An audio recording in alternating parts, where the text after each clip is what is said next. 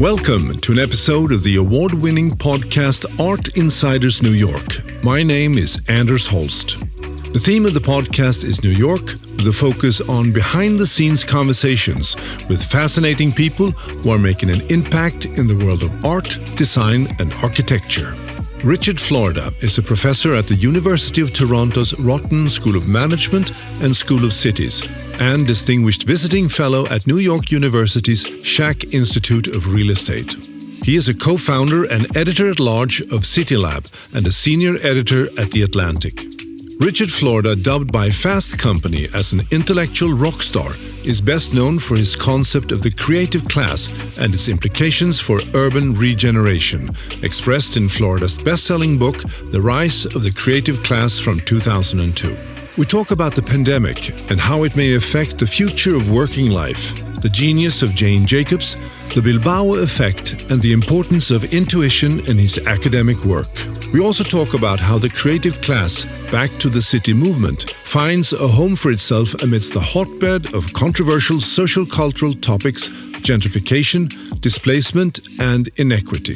Richard also explains his vision for the future on how to choreograph a more powerful dialogue to solve these issues. Richard, thank you so much for taking the time to be a guest on Art Insiders New York podcast. You are specialized in an area that is very near and dear to us. I don't know if you've looked at the various episodes, but we've touched upon this subject of urban innovation and urban growth and gentrification and so forth in several episodes. Actually, we had James and Carla Murray on the show. They've specialized in the mom and pop store, the disappearing face of New York, and how the mom and pop stores are very important for the local community. We had Matt Turnauer, the director of the documentary Citizen Jane, The Battle for the City, and I did some research on you, and Jane Jacobs comes up several times. And also, of course, an episode about Soho, how Soho became Soho. So first question is, what does a urban studies scientist do? I'm not sure. And that's the truth. I'm a kid from Newark, and if you guys know Newark, it's a city outside of New York City that's been very depressed. It had a very big urban crisis.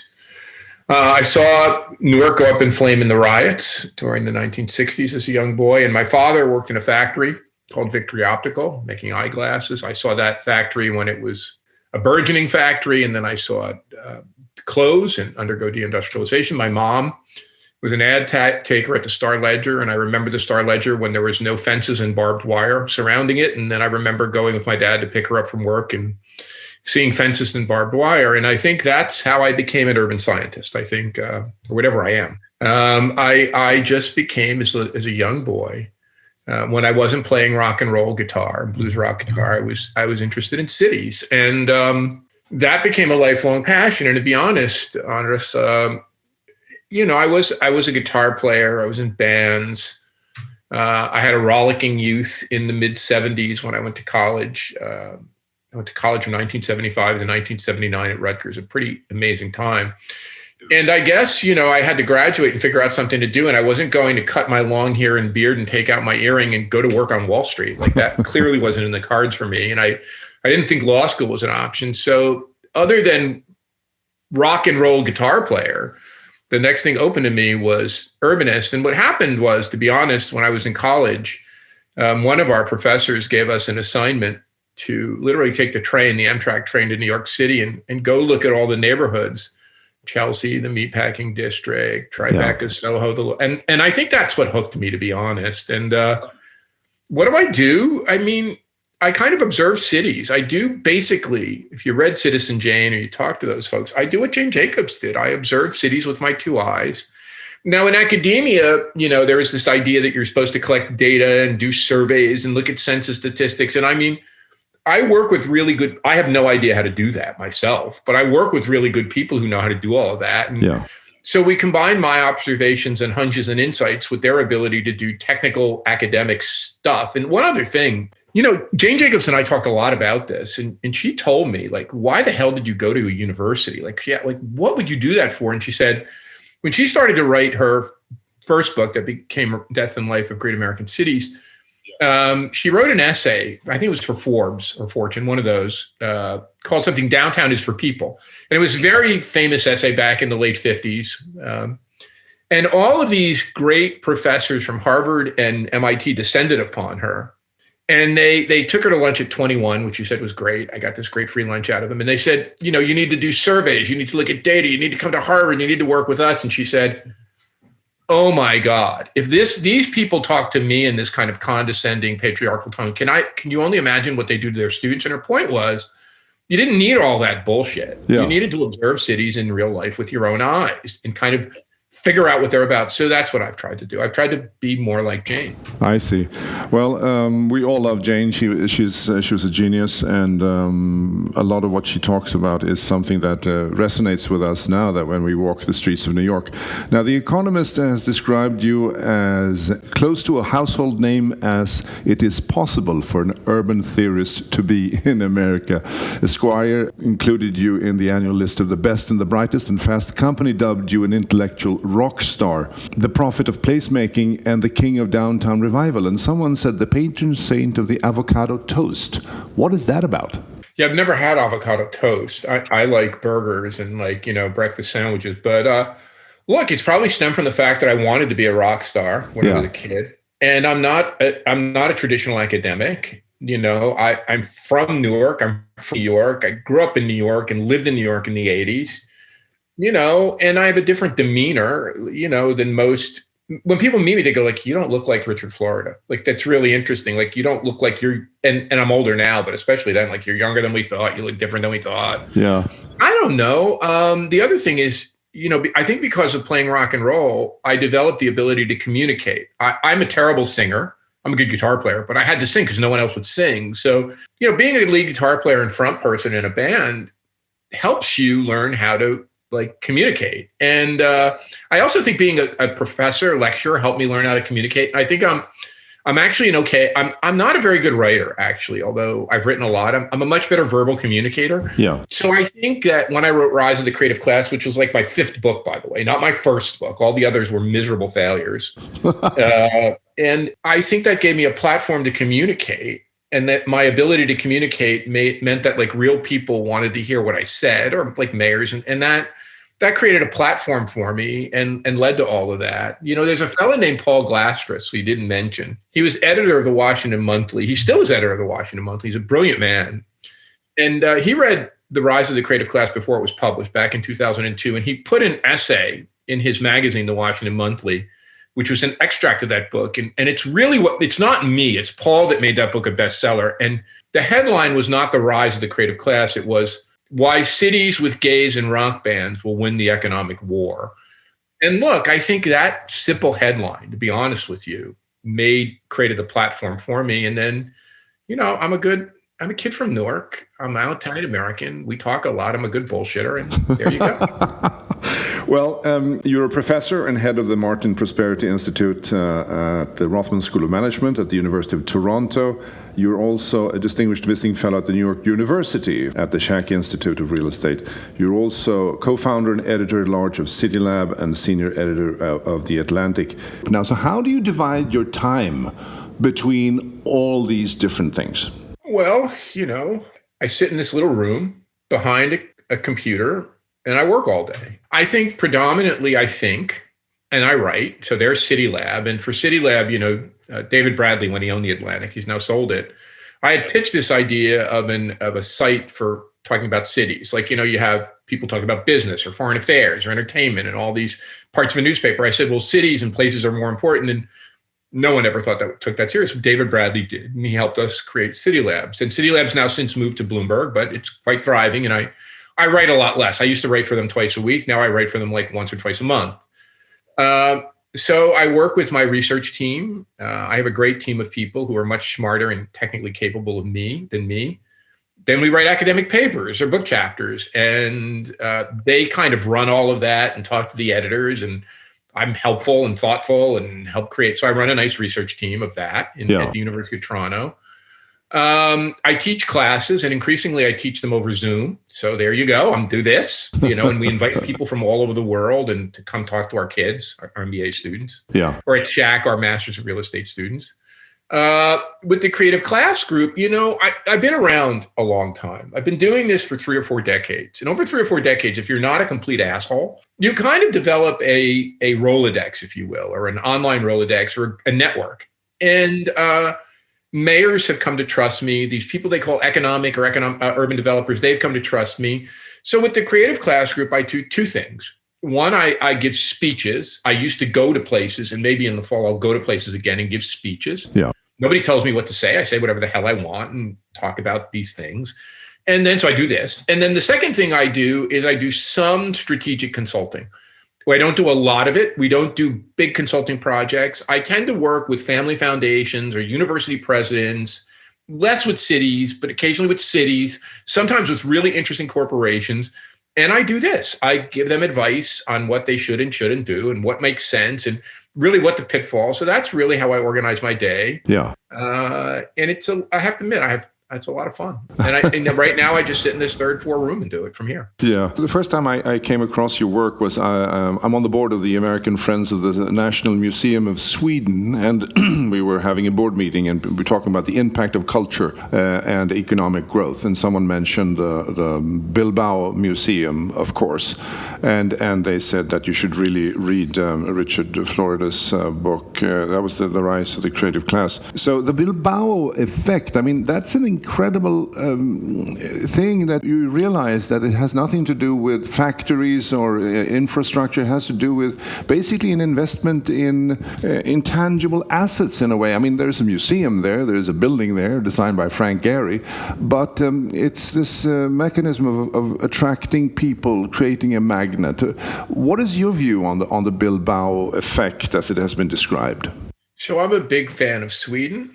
My current most capable technical collaborator is Swedish. Her name is Charlotta Melander. Without her, I wouldn't have written a lot of those papers that require econometrics and statistics. She's a whiz at this. I got an honorary degree from a university in Sweden. I got to wear a top hat and tails. That's pretty cool. So I love Sweden and I miss it. One of the last trips I made was to Stockholm before the lockdown. So I miss it. A lot of people either like my work or hate my work in Sweden. So I would say I have some notoriety in Sweden. I take no credit for the Bilbao effect. It has nothing to do with me. It has lots to do with people from Bilbao. I think they did a good job. One of the things I caution in my book, and I just want to be clear about this, is I kind of was critical, not of Bilbao effect, but of making large public investment in arts and cultural institutions. I was very cautionary of making large public investments in public sports. And I said that making those investments in sports stadiums, football stadiums, basketball arenas is folly. The public sector should never do that. That's something the private entrepreneurs should do. I also made a slightly more nuanced argument in the book about investment in large cultural institutions. I said they're fine. And if philanthropy wants to invest in them, that's good. But I would caution large-scale public investment. And the reason I said that is I think the public investment is better served is direct investment in the arts and cultural community. And I called distinction between arts institutions, large-scale institutions, which I called in that book the SOBs, the symphonies, operas, and ballets, and the investment in actual working artists. And I said at the margin, it would be great to invest more in actual artists. And the other thing I said is that it's best to invest in what I call street level arts and culture. So instead of investing in the arts and culture of the past, nothing wrong with that, but putting precious public dollars, we're better off activating the ongoing street level arts culture. But by the way, just to be honest, I have no business talking about arts and culture. And really in the book, this is a very short section of the book, like a 500-page book. And I was just speculating at that time about the role of arts and culture in creating a creative firmament. And to my great luck, a lot of people in the arts and culture community kind of embraced my work or thought it was reasonable and talked about it, but I didn't have them as a target audience. I was really talking to city leaders and mayors. So I think it's as a failed guitar player and as a failed musician and knowing how hard music is and not being very good at it or good enough at it, to be embraced by the arts and music community was a big deal to me. And it's still, to be honest with you, like, I really don't think of myself as an urban, whatever you called me, or urban academic. I think of myself as a guitar player. Like, that's my identity as a kid. I think your identity as a kid is what you carry forward as an adult, and it never goes away. So even though I don't play my guitar very much and I don't even have calluses, I play a couple times a year. Like, you put me in a guitar store, I kind of feel more at home in a guitar store than I do in a bookstore. And that's really odd to me because guitar is not my career, but it was my identity as a kid. And I think I still carry that forward. So to be embraced by the arts and music and cultural community was a big schmear to me. Yeah, but maybe that also enables you to see things that other people don't see in your research, in your day job. So that's my only advantage. There was a bright guy who hired me at the University of Toronto. His name is Roger Martin. He was the dean of our school, and he said something to me, and I've since heard it from others, that, Rich, you're really intuitive. Lots of people can take an intuition, or what he called a heuristic, and turn that into some kind of technical specification. But I've since met with like leading biologists and physicists, and we talk a lot about, Jane Jacobs was better. She was like a quintessential intuitive. I think that my only advantage or my only skill is this intuition. I have intuitions, or the ability to put 2 different or 3 different things together that's somewhat unique. I think that's the only skill I really have. And I think that's it. My background gives me the ability to kind of perceive things, make hunches, guesses about cities that when others would test rigorously, that are somewhat interesting. So yeah, I think that's the only thing that I bring to the table, really, to be honest. Well, you bring a lot to the table. For instance, the creative class. So I was thinking maybe we should talk a little bit about the creative class, and for our listeners, what is that, and what is the key concept of that? And then I listened to your new your recent book, the New Urban Crisis, and then I'd like to talk about, and I wanted to do this for about a year, the pandemic, of course, and what we can expect from our urban work life. What are the consequences on this whole thing? So, really what I'm about is I was a small m Marxist. So not like a lover of the Soviet Union or China, but a very devotee of Karl Marx's writing about the nature of work and the nature of class and society, and a devotee of Jane Jacobs. And all my work really tries to do is take the insights of Karl Marx about class and economy and the insights of Jane Jacobs about place and cities and put them together.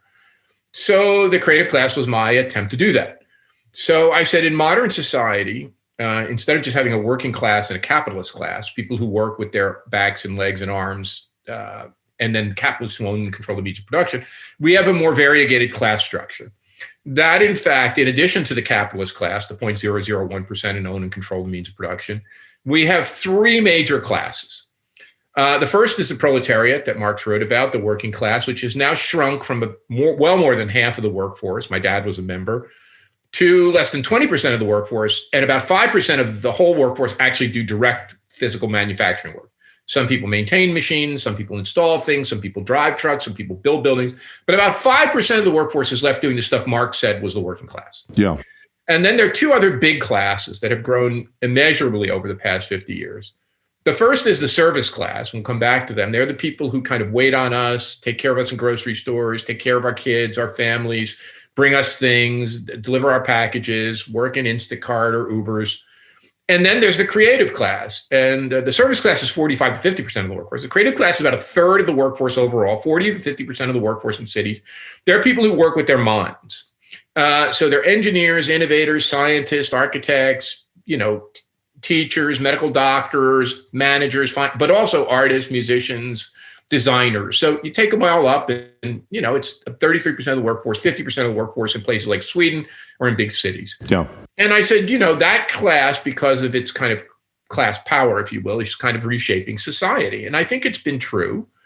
I wrote the New Urban Crisis to talk about the fact that this class, I believed in Rise of the Creative Class, or prognosticated that this group of people would be more urban oriented. They like cities. They required cities. Knowledge work is different than factory work. Factory work can be spread out.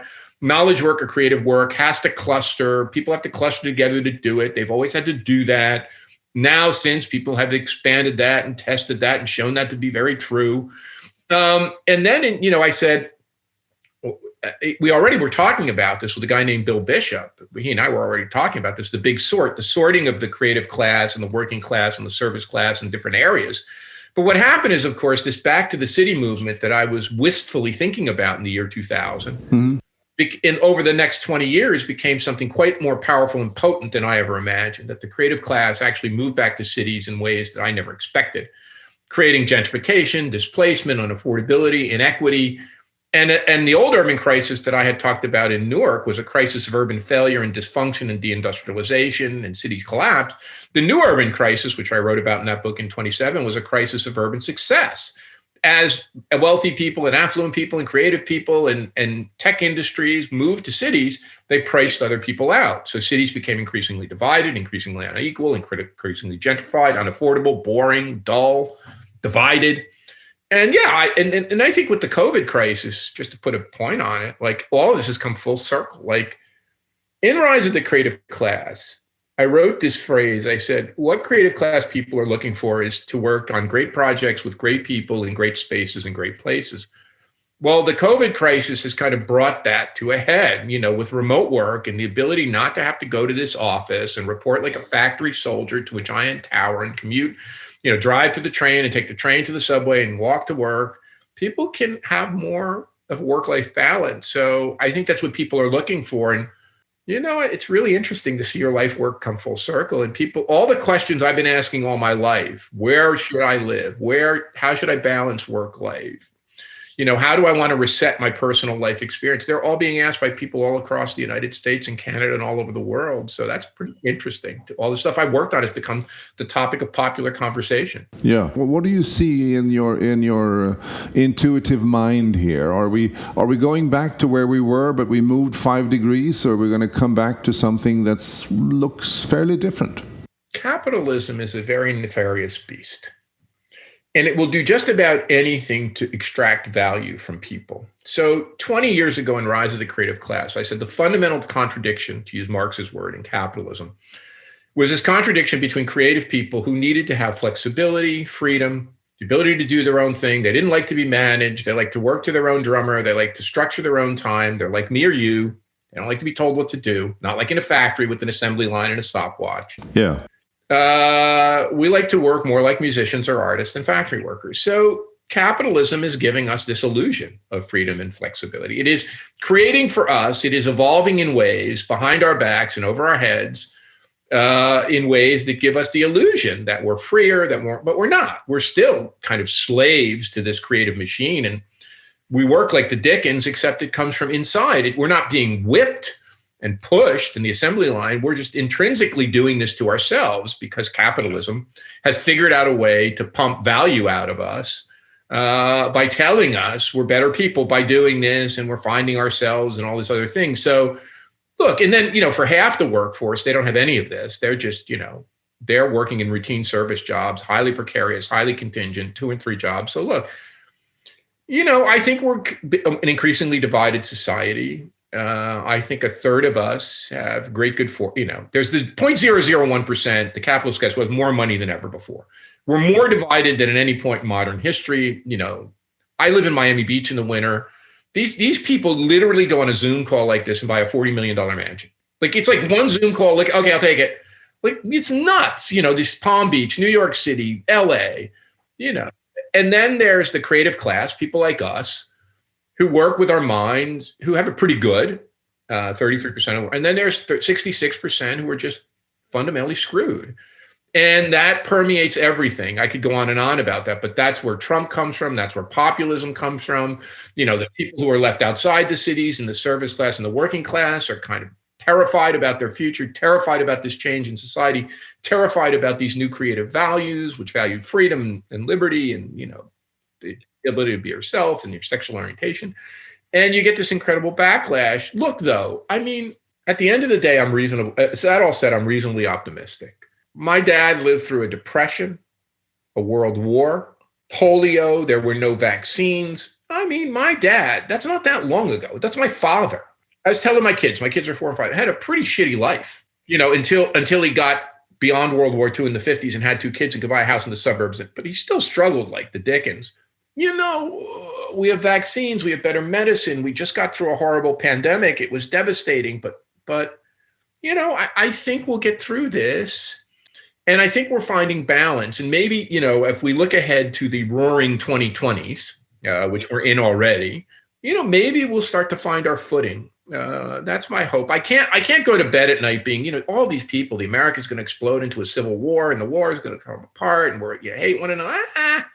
One of the good things about the pandemic, at this horrible thing, is that people are getting over a lot of that bullshit. And, I guess Trump was a real bummer and I hated the guy. And I thought he was a bozo for my days in New York. But look, people are now saying we got to get along. And, I find people looking for places outside their bubble. And one of the things remote work says, I don't have to live in my goddamn blue bubble anymore. I can go live in a place and meet other people who think differently than me. And, I don't hate them. I might not like Trump, but I don't hate. So I think we're at a moment now where we have a shot. I don't want to oversell this at coming together. And that gives me some hope. And whatever time I have left on this planet, I'll devote to have that. Now, the other thing, just to be honest with you, all this bullshit is magnified at the national level. But when I talk to mayors, I have my own podcast called The Mayors. I have Republican mayors on all the time. I don't know they're Republican. I think they're Democrats. I think all mayors are Democrats. And then the person tells me, are they Republican? And the Democrats and the Republicans are the same people. So when it comes to being a mayor of a city, I don't see these divisions that we see at the national level. So maybe there's a glimmer of hope there. So what are you working on now? What are the research projects on the horizon? What's coming up for you? I'm working on one thing really now, is to try to understand and make tangible what the post-pandemic geography might look like. I've written a bunch of pieces for City Lab and the Wall Street Journal, and I just had a conversation with the New York Times about this. And I'm writing less. I find that I'm not a columnist. Writing 2 times a week is very tough not tough, I can do it, but it doesn't allow me to think. I'm stepping back and I'm spending a lot more time talking to city leaders because there's just a real demand about what this post-pandemic, not just city, suburb, rural area geography might look like. And that's really my project for the next time. I think what I'd really like to do is, I think there's one thing that I'd really like to accomplish. I think I did a good job of kind of communicating my field to the world and writing books that did that and then encouraging others to do that. I think I did a good job with City Lab, creating a kind of journalistic platform and spurring a rise of a big generation of urban journalists who are terrific. Some write for the Washington Post, the New York Times. Our alumni are everywhere. I think the thing that I've not done yet is figure out a way, built a podcast about mayors, to figure out a way to communicate this at a bigger platform. So what I think I'd love to do is, if I could, is figure out a way to do some kind of television series. Doesn't have to be me in it, but a television series, not a documentary, a television series that really explore with people in visual way, not me talking, a visual way, what people want in cities, what they want in suburbs, what they can find in places to live, what it means to them, and then how different forces in our lives are reshaping cities and suburbs and rural areas in our geography. And that's hard. I mean, I've been trying to do that for 20 years and failing miserably at it. So I think that's the one thing, if I had to say, what would I like to do next? It would be that. Maybe to create a bigger think tank. You mentioned things I've created.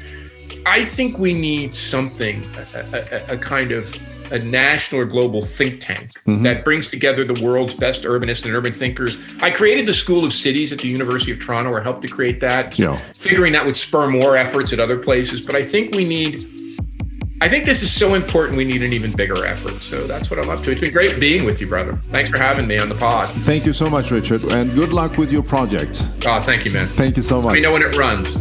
Absolutely. Thank you. Thank you so much.